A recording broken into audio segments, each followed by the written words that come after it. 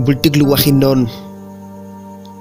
àdduna soo bëggee noppalu dangay gumba taxlu ci kanamu ñi yàq sa yoon di la tegal ndëgg sërëx ak a moolu.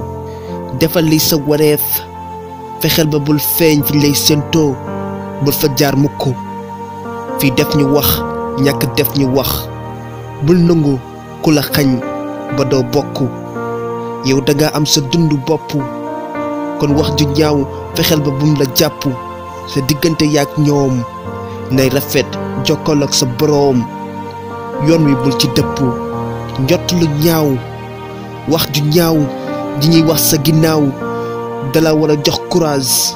xam ne yaa ngi ci yoon, ku newut ci yoon làmmiñ du ko tudd te du am benn trace. nit ñi seen intérêt lañuy dawal, li ñuy def ci yow bul ko xalaat bam lay yàqal lu ne. ñàkk a maanu moo ko waral, yow yaa ngi ci yoon bul ko bàyyi jàpp ko ci anam bu ne. léeg-léegi dañ lay saboote ngir nga découragé bam far yàqal la. ñoom ñu jël seen yoon di dem, li ma gën a metti suñ la gisut fàtte la.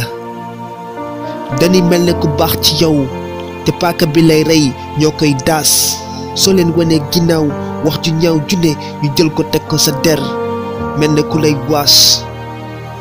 yow joobal sa joob bàyyi leen ak seen ñàkk maanu.